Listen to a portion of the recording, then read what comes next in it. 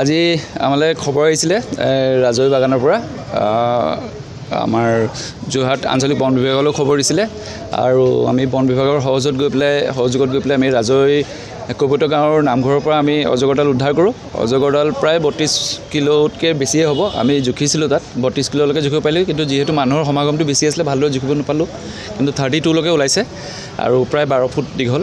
ছাগলী এটা মাৰিছিলে তাতে, ছাগলীটো মৰাৰ কাৰণে আমাক খবৰ দিয়াৰ কাৰণে আমি ততাতৈয়াকৈ তাক উদ্ধাৰ কৰি আনিলোঁ। আনি পেলাই আমি এতিয়া যোৰহাট আঞ্চলিক বন বিভাগত আমি জমা কৰিছোঁ। এতিয়া তেখেতসকলে নিজৰ যিখিনি অফিচিয়েল ফৰ্মেলিটিজ আছে সেইখিনি কমপ্লিট কৰি পেলাই তেখেতসকলে বনাঞ্চলত মুকলি কৰি দিব। ফিমেল আছিলে আৰু থাকিব পাৰে মানে কেঁচুৱা যেতিয়া ইহঁতে ডাঙৰ হৈ আহে, ডাঙৰ বস্তু খাবলৈ প্ৰায় আপোনাৰ মানুহ সমাগম মানুহ মানে ৰেচিডেঞ্চিয়েল এৰিয়ালৈ ওলাই গুচি আহে এইটো সময়ত। আৰু তাহাঁতৰ যিহেতু এতিয়া ব্ৰিডিং টাইমটো পাৰ হৈ গৈছে, এতিয়া সাপো কমি আহিব, বহুত কমিব এতিয়া সাপ। আৰু এতিয়া লাষ্ট আৰু অক্টোবৰ মাহলৈকে আমি সাপ দেখা পাম।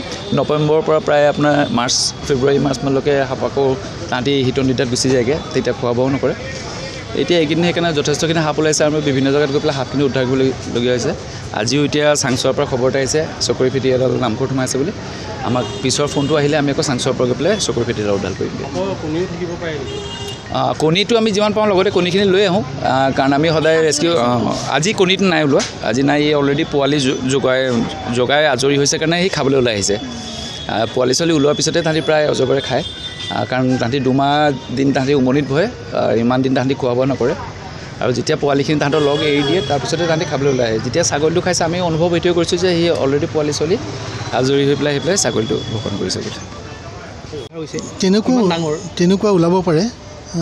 এইটো মতা নে মাইকী তেওঁ ৰেস্কিউৱাৰ আছে পাৰ্থ, তেওঁ গম পাব। সেইটোহে মই মানে গম নাপাম এতিয়া।